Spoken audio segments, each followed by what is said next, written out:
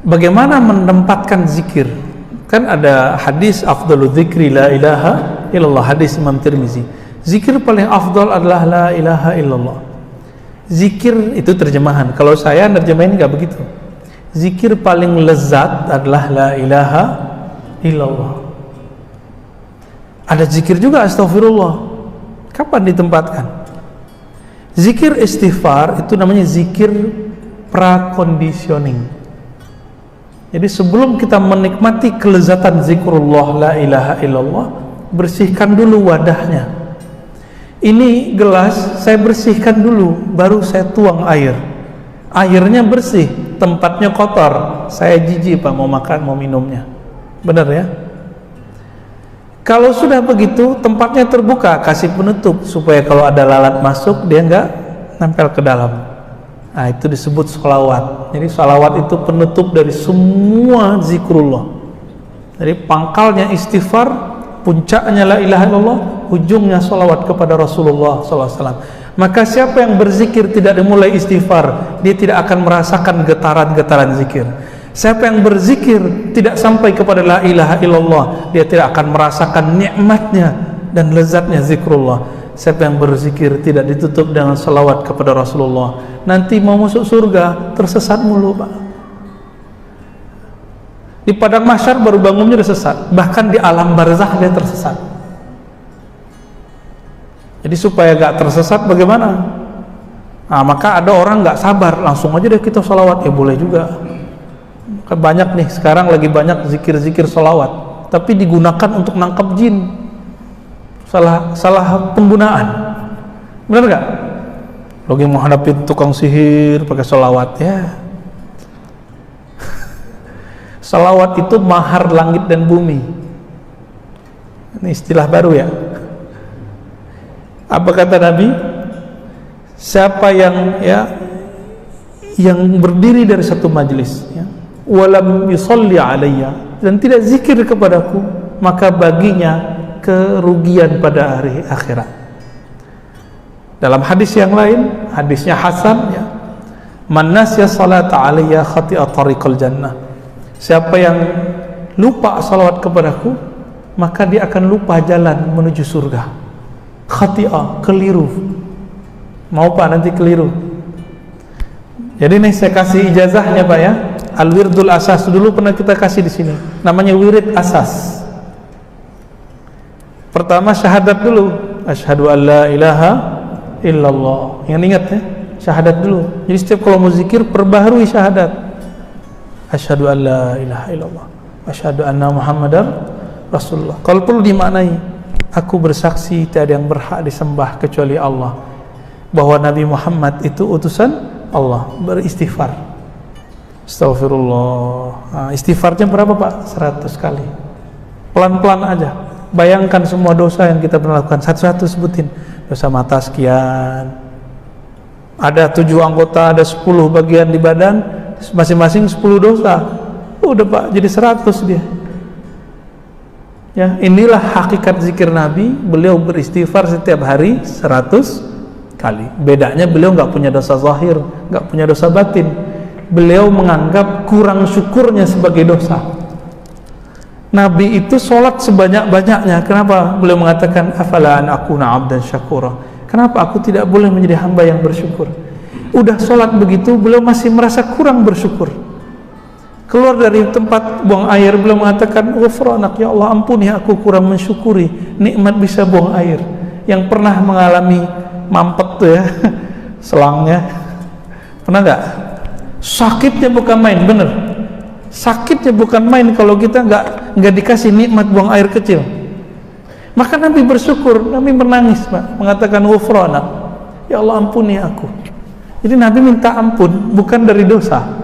Nabi minta ampun karena kurang syukur. Ini beda istighfar kita dengan istighfar Nabi. Kalau kita benar-benar berdosa, karena dosa kita banyak, belum lagi dosa batin. Kalau ditambah begitu bisa 200 istighfarnya. Dia cukup 100 dulu. Nah, ini mengamalkan sunnah Nabi. Tuh, angka dari Nabi bukan? Dari Nabi Pak. Setelah itu baca la ilaha illallah. Kalau waktu luang Bapak misalnya udah pensiun nih, udah pensiun Pak, Nah, kalau udah pensiun saya kasih yang panjang ya Pak. Kalau yang muda-muda nih kita kasih yang pendeknya aja. Yang pendek-pendek itu la ilaha illallah cukup, titik, 100 kali. Bagi yang sudah pensiun atau lagi musim libur, la ilaha illallah, Allahnya dipanjangkan.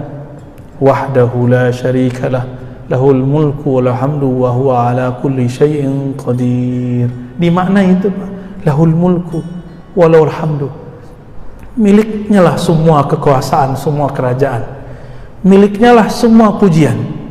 Maka kalau kita dipuji, yakinkan, i'tikadkan pujian itu kembali kepada Allah, baru boleh Pak menerima pujian. Jadi kapan kita nggak pantas menerima pujian? Kalau kita menganggap pujian buat kita, gitu. Tapi kalau kita dicaci maki orang, jangan yang dikembalikan kepada Allah. Itu emang kita Pak yang jelek, ya. Berapa kali? 100 kali. Beberapa masyayikh kita menambahkan, yuhyi wa yumit wa huwa ala kulli syai'in, dia menghidupkan yang mati. Tapi di hadisnya begitu doang. La ilaha illallah wa la syarikalah, lahul mulku wal hamdu wa huwa ala kulli syai'in qadir. Dia berkuasa atas segala sesuatu. Ini dibaca, intinya ada di la ilaha illallah. Kalau Bapak nggak fokus di kalimat setelahnya, cukup baca la ilaha illallah. Berapa kali? 100 kali. Yang nggak sempat lagi duduk habis sholat, buru-buru mau kerja, ya di motor, di mobil boleh, ya. Terus yang ketiga, karena semua zikir tanpa sholawat tidak sampai kepada Allah, maka wajib sholawat. Jadi sholawat itu bagi saya bukan sunat Pak. Yang bilang sunat udah lewat udah, ya. Sholawat itu wajib hukumnya. Kenapa wajib? Bahkan lebih wajib dari sholat. Sholawat itu lebih wajib dari sholat. Kalau nggak ada sholawat, sholawat nggak naik. Kalau nggak ada sholawat, sholat tidak naik. Baru dengar antum ya, sholawat lebih wajib dari sholat. Bid'ah kan nih? Yang sering dibaca oleh imam, innallaha wa malaikatahu yusholluna 'alan nabi. Sesungguhnya Allah dan para malaikat bersolawat kepada Nabi. Wahai orang beriman, ya allazina amanu sallu alaihi wa sallimu taslima. Wahai orang beriman, kalau engkau percaya kepada Allah, percaya malaikat Allah, berselawatlah kepadanya dan ucapkan salam rindumu. Allah sholat nggak Pak? Sholat kayak kita nggak Allah? Saya mau nanya serius, jawab dong. Allah sholat subuh nggak? Allah haji nggak? Allah zakat nggak? Nggak ya? Tapi Allah sholawat. Jika Allah bersolawat, maka sholawat itu apanya sholat? Sholawat itu adalah kendaraan sholat untuk naik ke hadirat Allah subhanahu wa ta'ala. Kita nyebut naik bukan berarti Allah bertempat tinggi ya. Nanti ada pembahasan khusus ya. Pertemuan di mana? Oh bukan di sini ya? Di Duri. Ya udah di sini aja kita jelasin ya. Allah itu maha tinggi mutlak, tapi bukan tinggi arah dan tempat. Kau wajib meyakini Allah maha tinggi, kan namanya Ali. Karena ia bukanlah benda, maka ketinggiannya bukan arah. Jadi kita wajib meyakini Allah maha tinggi. Itu wajib hukumnya ya. Udah berapa tadi? 3. Yang terakhir, subhanallah bihamdi, subhanallah azim, 100 kali ditutup adada khalqihi wa zinata arsyihi wa ridha nafsi wa midada kalimatihi. Tapi kalau Bapak pensiun, 100 kali baca itu Pak. Subhanallah bihamdi, subhanallah azim, adada khalqihi wa zinata arsyihi wa ridha nafsi wa midada. Nikmat itu. Itu udah bawa satu kontainer zikir itu di belakang ya. Seberat aras, sebanyak makhluk Allah. Pernah nimbang aras nggak? Badan aja lupa nimbang, apalagi nimbang aras. Subhanallah bihamdi azim, seberat arasmu ya Allah. Aras itu meliputi langit dan bumi. Langit dan bumi tidak terlihat jika dibandingkan aras Allah. Kita bilang ya Allah, engkau maha hebat, seberat arasmu. Siapa yang tahu? hanya Allah, maka zikir ini namanya zikir bukan zikir. Az-zikru ala zikri, az-zikru fawqa zikri. Zikir tapi di atasnya zikir. Kalau belum sampai ke rasa itu, cukup zikir biasa aja dulu. Jadi kalau belum muncul nih rasa alam semesta berzikir, maka lebih afdal zikir subhanallah bihamdihi subhanal azim tanpa tambahan. Gitu sebenarnya secara ilmu qalbu ya. Kalau ahli hadis mah bawa aja semua. Baik. Ahli hadis ini membawakan bahan, ahli zikir meramunya, meraciknya menjadi thariqah zikir. Ahli hadis bawa riwayat, ahli fikih meramunya menjadi hukum. Gitu Pak ya. Nah, sekarang muncul pemahaman ahli hadis itu sudah punya metode sendiri. Ini kekeliruan besar. Ahli hadis nggak bisa meramu sendiri kecuali dia ahli fikih, kecuali dia ahli zikir. Nggak ada ilmu yang mandiri di dunia, semua ilmu saling berkaitan dan beririsan. Gimana? Udah 6:30. Kalau masih ada pertanyaan lain, tapi sebelum itu mungkin ada pertanyaan dari saya dan ngambil estafet nih. Iya, fadhal. Tentang zikir juga. Bagi kita awam, mungkin kita mengambil zikir-zikir itu yang ada di Quran dan ada di hadis yang pasti. Namun zikir-zikir yang dari para ulama yang punya sanad itu dari ijazah, kita kan begitu tahu dengan kondisi zaman sekarang siapa yang bisa menjawab. Yang pertanyaan saya, apakah kita termasuk bersanad andaikan kita dengar hanya dari online, dari TV atau dari ceramah umum di apa namanya ya, di forum umum yang kita tidak kenal, tidak langsung berjumpa dengan guru, apakah itu termasuk juga bersanad? Iya bersanad tapi online. Sanad online, sanad juga Pak. Anak kita sekolah online, sekolah offline, beda nggak hasilnya? Beda efeknya? Kalau sekolah online itu tengkar mak-maknya dahsyat sekali. Ayo deh, adanya masih beda. Itu semua mak-mak mengalami hal itu, ya. Dia kira anaknya kok bodoh, padahal semua anak begitu. Di dalam diri kita, kalau kita ngaji online, Bapak akan berurusan dengan itu, Pak. Ini bener gak ya, bener gak ya, begitu. Itu berkelahinya dalam diri. Tapi kalau ketemu guru yang mumpuni, hilang semua itu, karena dalil itu ada pada diri guru. Dalil yang hidup namanya guru yang bersanad, dalil yang tertulis kitab, ya. Jadi sebenarnya kalau ada guru kita bersanad itu lebih afdol daripada lembaran-lembaran kertas. Kertas ini kan mati Pak, kertas-kertas zikir itu ada nyawa nggak kertas itu? Nggak ada. Yang ada nyawa si kolbu ulama ini. Karena dia punya nyawa, punya spirit, dia bisa mewariskan spiritnya kepada kita. Kalau buku kan nggak bisa. Masa kirim Fatihahnya ke kertas kan? Ida kirtos, nggak bisa. Online, bagaimana online?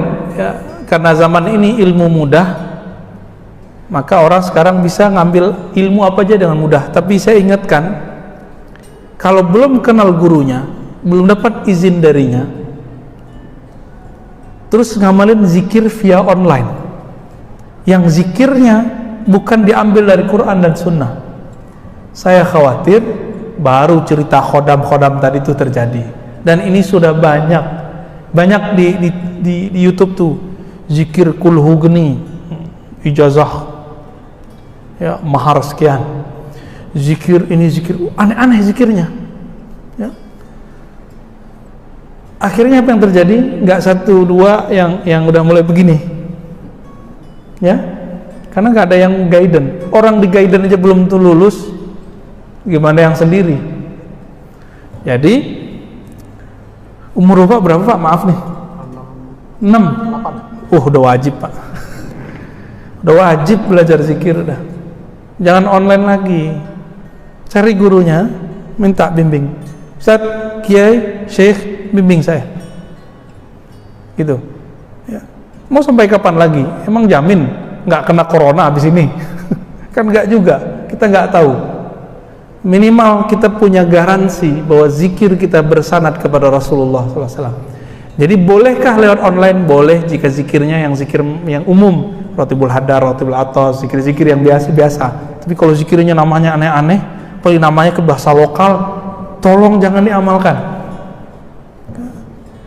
Karena iblis itu Pak, nama aslinya kan Azazil. Itu tadinya ahli zikir. Azazil ini dulu yang jaga surga dan dia ibadah di surga. Azazil ini dipecat dari malaikat. Dia turun punya dendam. Dia punya tentara 70.000. 70.000 ini masing-masing 70.000 itu punya tentara lagi di bawahnya. Kerjaannya ngapain? Godain-godain orang-orang yang suka zikir, suka ngaji. Nah, bagaimana supaya tidak kemasukan setan?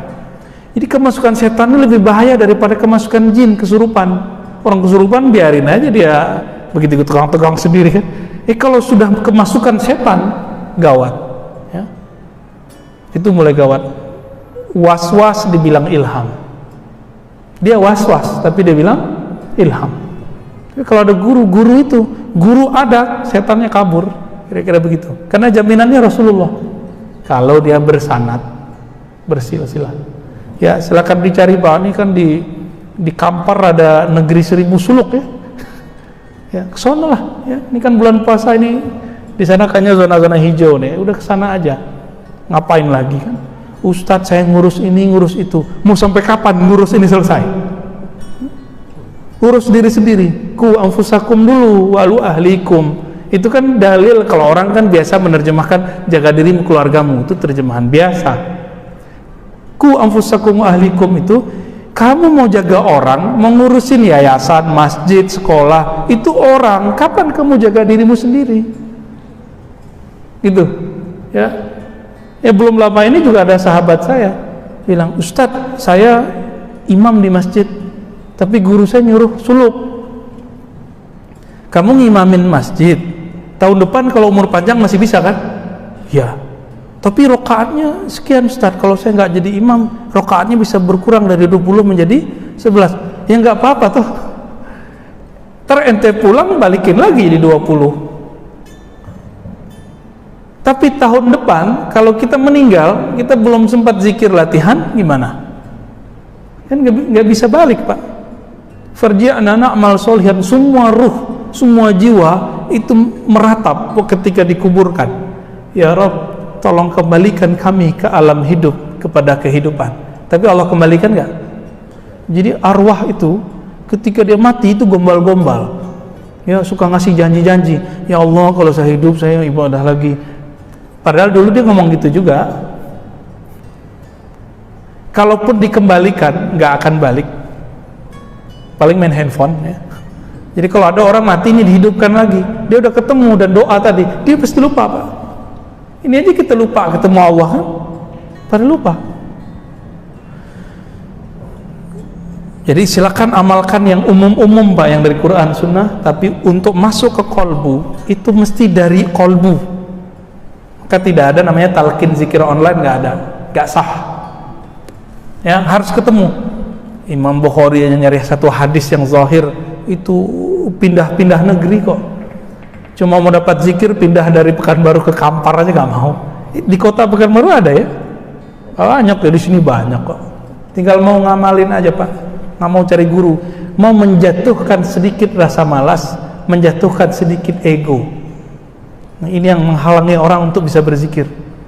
Ya, ada salah satu sahabat saya mikir, saya ini kan dokter. Siapa yang bisa menalkin saya zikir? Gitu Pak. Ada yang ngomong gitu Pak. Kebetulan teman saya dokter. Waduh, saya bilang zikir itu kan nggak, wisudanya bukan di kampus bro. Ya. Zikir itu wisudanya di surau, di zawiyah, di ribat. Ijazahnya, wisudanya langsung dari syekh mursyid. Itulah doktornya. Maka orang yang bergelar syekh mursyid dia dokter zikir. Jadi kita yang punya gelar-gelar ini, gelar-gelar duniawi itu urusan dunia, nggak laku Pak di alam zikir.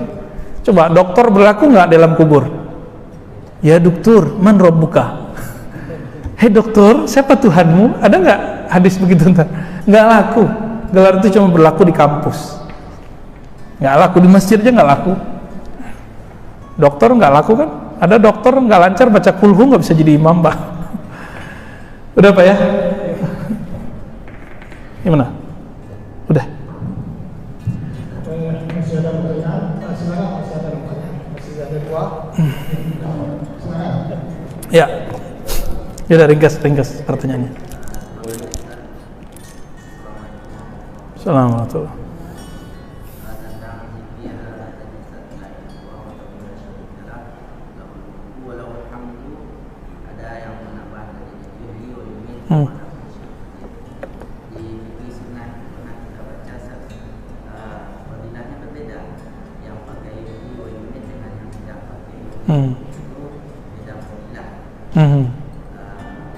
Pertanyaannya, apakah memang masing-masing ketika zikir itu tetapi ada tambahan atau kekurangan, sebenarnya khasiat atau fadilahnya berbeda. Sama seperti pertanyaan dengan lafaz doa iftitah. Itu kan banyak yang lafaz doa iftitah. Apakah masing-masing perawi mendengar beda versi dari Nabi SAW dibandingkan kita dengan banyak versi tersebut, atau itu tergantung kepada kekuatan perawi sendiri atau kekuatan sahabat sendiri kepada mereka sehingga itu disampaikan kepada kita. Sehingga kalau kita menggabungkan itu semua boleh, atau sebenarnya tidak boleh. Yang ini dibaca khusus niatnya yang fadilah. Yang satu lagi yang seperti ini yang ada lafaz tertentu atau yang tidak lafaz tertentu, fadilahnya beda lagi. Itu khasiatnya beda lagi. Baik. Ya, dua-duanya benar, Ustaz. Ya. Jadi Nabi kasih contoh, man qala la ilaha illallah wahdahu la syarikalah lahul mulku wal hamdu wa huwa ala kulli syai'in qadir. Lalu ada tambahan yuhyi wa yumiit. Al ajru ala qadri ta'ab, begitu kaidahnya. Diambil dari hadis Abu Daud tentang kisah Sayyidah Aisyah. Rahasia dari ganjaran pahala itu berdasarkan kadar lelahnya orang beramal. Orang yang baca yuhyi wa yumiit lebih banyak gak usaha effortnya daripada yang gak pakai. Saya cuma baca la ilaha illallah, beda gak dengan yang nambah lahul mulku? Beda ya? Begitulah kira-kira. Maka imam kita, para imam kita sepakat, beda zikrullah, beda natijah zikir. Beda zikrullah, beda efek zikir. Maka zikir yang ada istighfarnya, astaghfirullah, dengan zikir yang cukup Rabbighfirli, itu beda efek di kolbu. Subhanallah bihamdi, subhanallah azim, itu beda dengan cuma sekedar subhanallah, itu beda. Ya. Rahasia-rahasia ini hanya bisa dimengerti oleh orang yang mau merasakannya. Maka ulama kita buat kaidah la yafhamuha illa man zaqaha. Tidak faham bab ini kecuali yang telah merasakannya. Jadi kalau nggak dijalani nggak ketemu. Jadi hadisnya itu emang digabung. Ini satu mazhab, yang satu lagi kalau hadis begitu aja, itu saklek. Yang benar manhajul jama'i, digabung. Ya, itu yang afdal. Maka Imam Nawawi mengatakan, jika kamu ketemu hadis lafaznya bagaimanapun, amalkanlah walaupun cuma sekali, bahkan itu pun dhaif, amalkan. Itu Imam Nawawi. Ya, silakan diamalkan dengan semua versinya. Ya. Itu juga di dalam salat, jadi kita bisa boleh. Dalam lafaz tahiyat. Saya kalau iftitah saya gabung antara wajah tu dengan Allahumma ba'id baini. Ya, biar jadi NU Muhammadiyah, Muhammadinu. Ya. Mungkin satu lagi terakhir,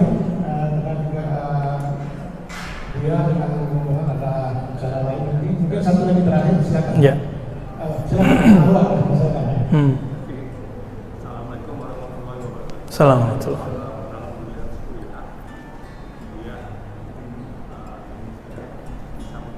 Langsung dengan dia yang pertama mungkin tahun lalu ini pertanyaan saya itu ya, tadi sanak itu berasal dari Rasulullah Sallallahu alaihi wasallam. SAW. Kemudian ada satu pandangan di mana saya mengikuti dari YouTube, salah satu di antaranya Buya yang Nabi Khidir masih hidup. Suatu saat Nabi Khidir. semuanya ketemu Iya. Nabi Khidir, dapat suatu Amalan. amalan. Gimana kita Iya, iya. Assalamualaikum warahmatullahi wabarakatuh. Jadi ada temannya Bapak ketemu Nabi Khidir, terus dikasih zikir. Iya. Tahu dari mana dia itu Nabi Khidir? Itu dulu Pak. Ini bisa iya, bisa enggak? Ya. Ya. Saya bertanya kepada ahli Khidriyah, ahli tarekat Nabi Khidir itu. Jadi tarekatnya ada Pak. Kalau kita mengalami kejadian ini, tahu dari mana kalau ini beneran Nabi Khidir atau itu setan? Kata beliau, istafti qalbak, tanya hatimu, sirmu, sir di dalam jiwamu itu tahu bahwa ini setan atau bukan setan. Maka Nabi Muhammad mengatakan, man ra'ani fil manam faqad ra'ani fa inna syaitan la yatamassalu bi. Siapa yang mimpi ketemu aku, itu sirnya yang mimpi Pak. Begitulah ketemu semua para nabi. Jadi tidak hanya Nabi Muhammad sebenarnya, tapi semua para nabi tidak bisa diserupai oleh setan. Tapi ulama kita ikhtilaf beda pendapat, apakah setan bisa menyerupai wali? Yang benar bisa. Jadi setan bisa menyerupai wali, tapi tidak bisa menyerupai Nabi, kecuali ulamanya kita tahu namanya dan ulamanya pewaris dan kita bersanad kepada ulama tersebut, insya Allah itu garansinya. Bagaimana dengan Nabi Khidir? Nabi Khidir ini kan gurunya para nabi. Nabi sudah nggak ada, maka sekarang dia jadi gurunya para wali. Kalau calon-calon wali itu beruntung dia ketemu Nabi Allah Khidir. Nabi Musa aja berguru ke Nabi Khidir, masa wali enggak? Oh enggak ada Ustaz, semua orang terdahulu udah mati. Ya itu pemahaman ente, kan ayatnya enggak ngomong tentang Nabi Khidir mati. Ya. Kalau begitu setan seharusnya udah mati dong, iblis sudah mati dong, jin udah mati. Enggak. Jin itu kalau enggak dia berperang sesama mereka atau terbunuh karena berperang dengan manusia, dia enggak mati-mati Pak, jin. Lebih mulia Nabi Khidir apa Nabi jin? Ya, Nabi Khidir itu kan tinggalnya di laut. Kita nggak tahu di mana lautnya. Dan sangat mungkin ada seseorang bertemu Nabi Allah Khidir lalu dikasih ijazah. Apa status ijazahnya? Ijazah zikirnya ini berlaku untuk dirinya sendiri. Ya, boleh nggak diamalkan? Boleh, karena dia setaraf dengan ilham. Ilham, mimpi, ketemu Nabi, ini berlaku untuk diri sendiri. Ya.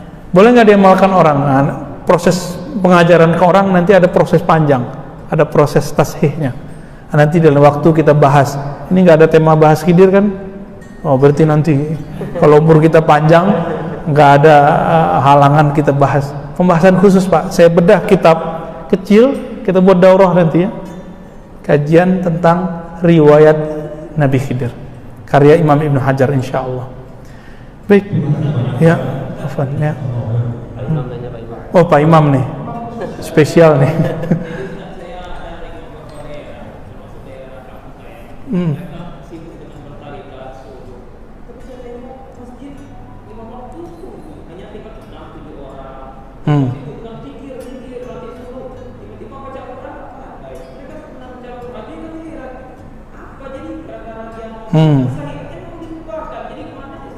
Itu salah tarekatnya atau salah dia?